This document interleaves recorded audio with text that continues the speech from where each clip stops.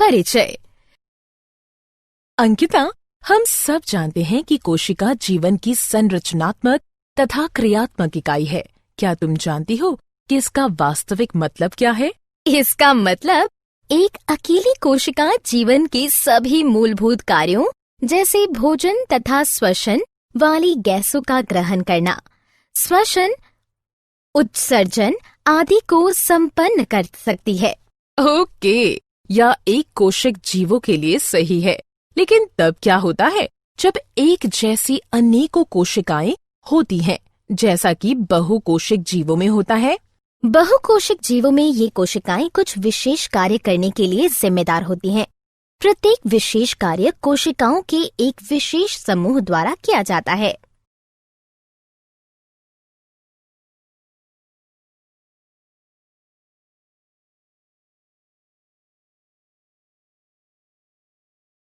हाँ, मुझे याद है कि तंत्रिका कोशिकाएं मस्तिष्क से शरीर के सभी भागों में सूचनाएं ले जाती हैं। पेशिया कोशिकाएं फैलती तथा सिकुड़ती हैं, जिससे गति होती है। रक्त ऑक्सीजन, भोजन, हार्मोन और अपशिष्ट पदार्थों का वहन करता है। पौधे भी सजीव होते हैं तथा जाइलम एवं फ्लोएम कोशिकाएं जल तथा भोजन को एक भाग से दूसरे भाग तक ले जाते हैं। बहुकोशिक जीवों में श्रम विभाजन पाया जाता है, लेकिन मुझे इस शब्द का मतलब अच्छी तरह नहीं पता। श्रम विभाजन का अर्थ है शरीर में एक निश्चित स्थान पर पाई जाने वाली कोशिकाओं के समूह द्वारा एक विशेष कार्य करना। ऐसी कोशिकाओं के समूह को ऊतक कहते हैं, जो कि इस प्रकार से स्थित तथा व्यवस्थित होते हैं जिससे कि वे विशेष कार्य को कर सकें। इस प्रकार हम ऊतक को इस प्रकार भी परिभाषित कर सकते हैं कि ऊतक ऐसी कोशिकाओं का एक समूह है जो कि संरचना में समान होती है तथा एक साथ मिलकर एक विशिष्ट कार्य को संपन्न करती है। उदाहरण, तंत्रिका कोशिका।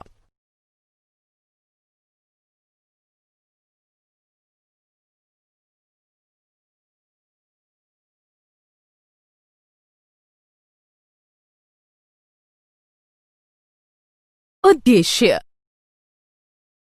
इस पाठ के अंत में आप निम्न करने में सक्षम हो जाएंगे: ऊतक को परिभाषित करना, ऊतक के प्रकारों को पहचानना, पादप तथा जंतु ऊतकों में अंतर को जानना, पादप ऊतकों को जानना, पादप ऊतकों के प्रकारों को जानना, विभज्योतक के गुणों को पहचानना, विभज्योतक के प्रकारों को जानना, विभज्योतक के कार्यों को जानना, स्थायी ऊतक के गुणों को पहचानना, स्थायी ऊतक के प्रकारों को जानना, स्थायी ऊतक के कार्यों को जानना।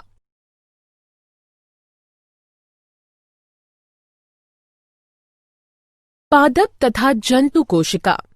पादप तथा जंतु दोनों सजीव हैं, किंतु उनकी आंतरिक संरचना बिल्कुल भिन्न होती है। क्या तुम बता सकते हो कि ऐसा क्यों होता है? मैं एक मुख्य अंतर ये जानती हूँ कि पौधे स्वपोषी होते हैं, अर्थात वे हरित लवक यानी क्लोरोप्लास्ट की सहायता से सूर्य के प्रकाश, कार्बन डाइऑक्साइड तथा जल की उपस्थिति में अपना भोजन स्वयं बना सकते हैं। वे एक ही स्थान पर रहते हैं, इसलिए पौधों में इस प्रकार के ऊतक पाए जाते हैं जो कि उन्हें मजबूती प्रदान कर सके। उनमें से कुछ मृत ऊतक होते हैं जो कि यांत्रिक मजबूती प्रदान करते हैं। हाँ, मैं जानती हूँ कि जंतु परपोषी होते हैं तथा भोजन, साथी तथा आश्रय की खोज में उन्हें इधर उधर घूमना पड़ता है, इसलिए उन्हें पौधों की तुलना में अधिक ऊर्जा की आवश्यकता होती है। इस कारण से जंतुओं की अधिकतर ऊतक जीवित होते हैं। पौधों तथा जंतुओं के बीच उनकी वृद्धि के प्रतिरूप में एक मुख्य अंतर होता है। पौधों की वृद्धि कुछ क्षेत्रों में ही सीमित रहती है। हाँ, किंतु जंतुओं में उन स्थानों पर वृद्धि सीमित नहीं होती तथा इनमें वृद्धि नियमित रहती है। जंतुओं में ऊतक तंत्र का संरचनात्मक संगठन अधिक विशेषीकृत होता है।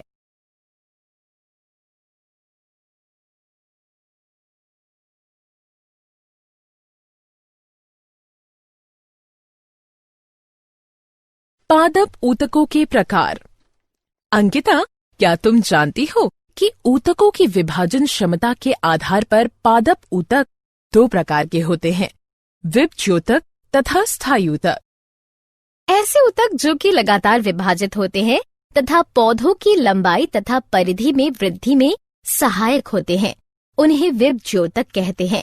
ये केवल पौधे की वृद्धि वाले क्षेत्रों में ही पाए जाते हैं। जबकि वे ऊतक जो कि विभज्योतक से बने होते हैं किंतु विभाजित होने की क्षमता खो देते हैं तथा अपना निश्चित आकार ले लेते हैं, उन्हें स्थायी ऊतक कहते हैं।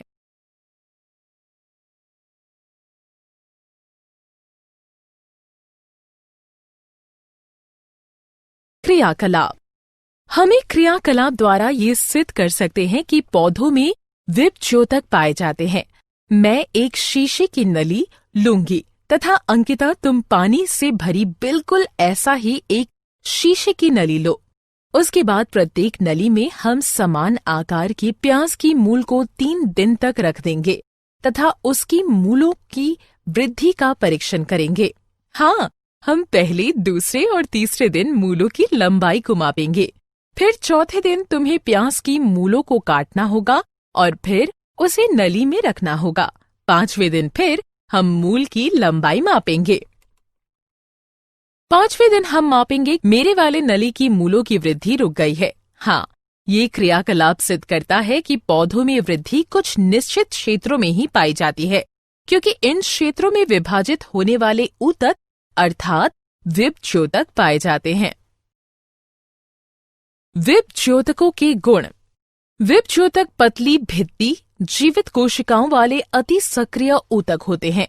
उनकी कोशिका भित्ति सेल्यूलोज की बनी होती है। ये आकृति में अंडाकार, गोल अथवा बहुभुजी होते हैं।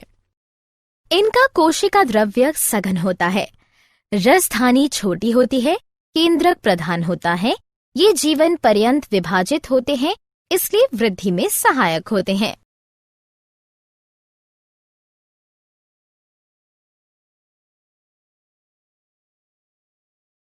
विभज्योतकों के प्रकार।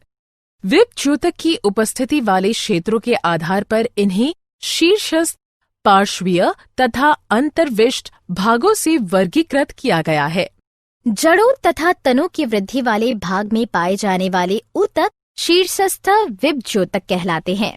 जड़ों तथा तनों से पार्श्वीय हिस्सों अर्थात परिधि में पाए जाने वाले ऊतक पार्श्वीय विभज्योतक कहलाते हैं।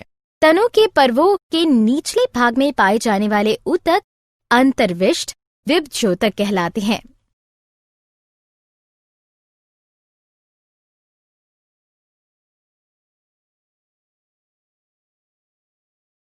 विभज्योतक के कार्य। विभज्योतकों का मुख्य कार्य लगातार नई कोशिकाओं का निर्माण करना है। जड़ों तथा तनों में बढ़ाव के कारण शीर्षस्थ विभज्योतक पौधे की वृद्धि करते हैं। ये वृद्धि प्राथमिक वृद्धि भी कहलाती है। पार्श्वीय विभज्योतक पौधे का व्यास बढ़ाते हैं। ये द्वितीयक वृद्धि भी कहलाती है। अंतर्विष्ट विभज्योतक अंगों की लंबाई में वृद्धि करते हैं। स्थायी ऊतक। कुछ समय पश्चात विभज्योतक विभाजित होने की अपनी क्षमता खो देते हैं तथा एक विशेष कार्य को संपन्न करते हैं एवं स्थायी ऊतक का निर्माण करते हैं। इस प्रक्रिया को विभेदीकरण कहते हैं। विभेदित विभज्योतक विभिन्न प्रकार के स्थायी ऊतक बनाते हैं। स्थायी ऊतकों के गुण। स्थायी ऊतकों में कोशिकाएं पतली या मोटी भित्ति वाली, जीवित या मृत तथा परिपक्व होती है। स्थायी ऊतकों की आकृति अंडाकार, गोल, बहुभुजाकार अथवा फाइबर की तरह लंबी होती है। इनमें अंतराकोशिक स्थान पाया जाता है। कोशिका द्रव्य रसधानी युक्त होता है, क्योंकि इसके अंदर विभाजन होने की क्षमता नहीं होती, अतः ये वृद्धि में सहायक नहीं है।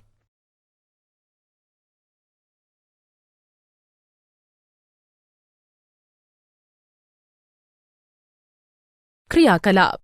हमें क्रियाकलाप द्वारा देख सकते हैं कि पौधों में विभिन्न प्रकार की कोशिकाएं पाई जाती हैं। एक पौधे के तने को लो तथा उसके पतले सेक्शन भाग काट लो। अब इसे सेफ्रेनिन से रंजित करो। इसे स्लाइड पर रखो तथा ग्लिसरीन की एक बूंद डालो। अब इसे कवर स्लिप से ढक दो। अब सूक्ष्मदर्शी से इसका निरीक्षण करने पर हम विभिन्न प्रकार की कोशिकाएं तथा उनके विन्यास को देख सकते हैं। स्थायी ऊतकों के प्रकार। कोशिकाओं के व्यवहार के आधार पर स्थायी ऊतक दो प्रकार के होते हैं, सरल स्थायी ऊतक एवं जटिल स्थायी ऊतक। सरल स्थायी ऊतक उन कोशिकाओं के बने होते हैं जो कि कार्य तथा संरचना में समान होती है।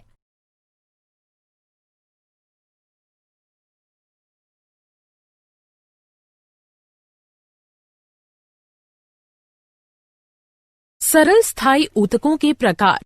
कोशिकाओं के व्यवहार के आधार पर सरल स्थायी ऊतक तीन प्रकार के होते हैं, पैरेन्काइमा, कॉलेन्काइमा तथा स्क्लेरेकाइमा।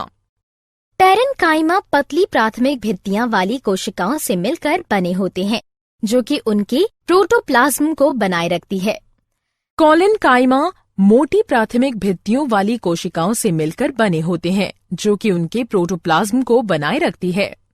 स्क्लेरेन्काइमा लिग्नन युक्त द्वितीयक भित्तियों वाली कोशिकाओं से मिलकर बने होते हैं जो कि परिपक्व अवस्था में अपना प्रोटोप्लाज्म खो देते हैं, अर्थात वे मृत हो जाते हैं।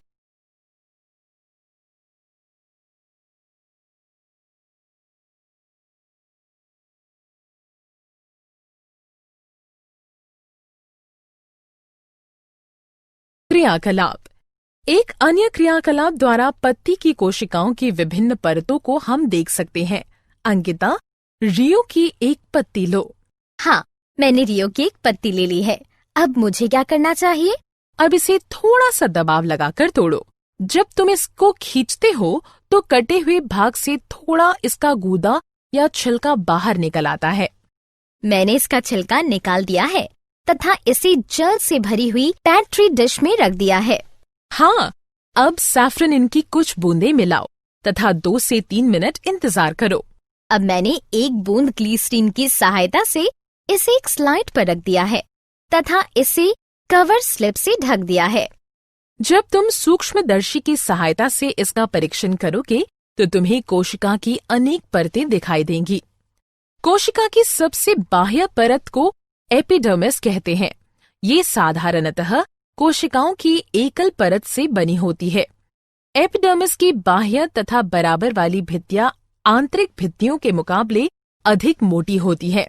सभी पौधों की पूरी सतह पर एपिडर्मिस पाई जाती है। ये जल हानि के विरुद्ध यांत्रिक आघात तथा परिजीवी कवक के प्रवेश से पौधों के सभी भागों की रक्षा करती है। पत्ती की एपिडर्मिस में छोटे छोटे छिद्र होते हैं जिन्हें स्टोमेटा कहते हैं। स्टोमेटा के 2 वृक्क के आकार की कोशिकाएं घेरे रहती हैं जिन्हें रक्षी कोशिकाएं कहते हैं। ये कोशिकाएं वातावरण से गैसों के आदान प्रदान तथा वाष्पोत्सर्जन में सहायक होता है।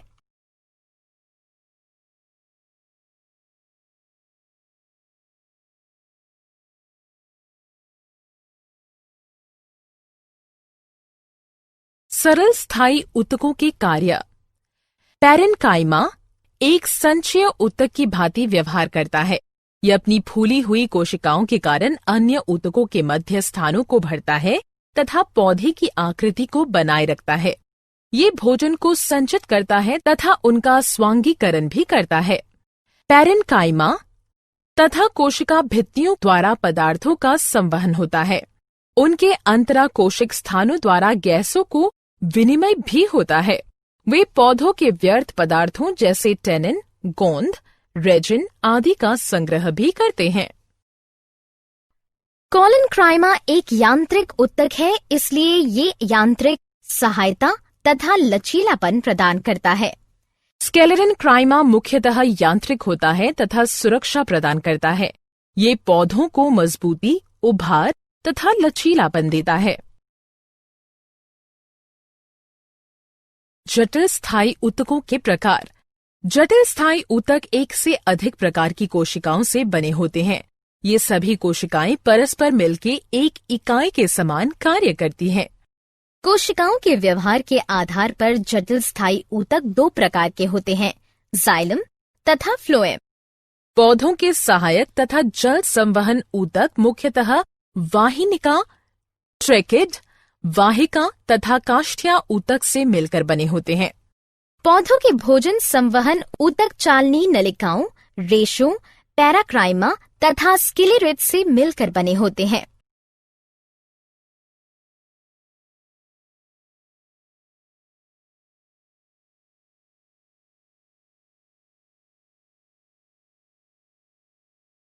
जटिल स्थायी ऊतकों के कार्य। जाइलम का मुख्य कार्य जड़ों से पौधों के अन्य मुख्य भागों तक जल तथा खनिज लवणों का ऊर्ध्वाधर संवहन करना होता है।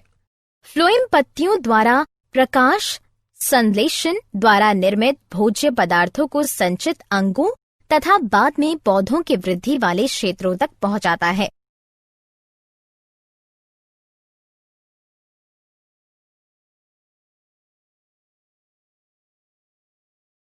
क्या आप जानते हैं च्युइंग अचरस स्पोटा नामक पौधे का लेटेक्स होती है? पादप जगत के स्केलेटन काइमा के अंदर सबसे लंबी कोशिकाएं पाई जाती हैं। वाणिज्यिक कॉर्क ओक नामक पौधे से प्राप्त की जाती है। एक बीजपत्री पौधे जैसे घास में रक्षी कोशिकाएं डंबल के आकार की होती हैं।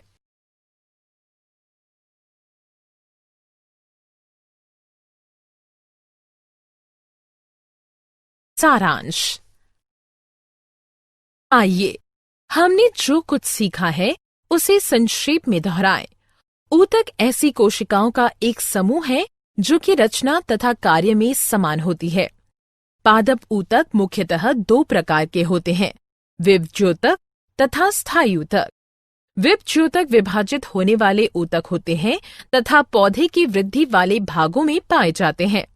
जब विभज्योतक विभाजित होने की अपनी क्षमता खो देते हैं तब वे स्थायी ऊतक का निर्माण करते हैं। वे सरल तथा जटिल ऊतकों में वर्गीकृत किए गए हैं।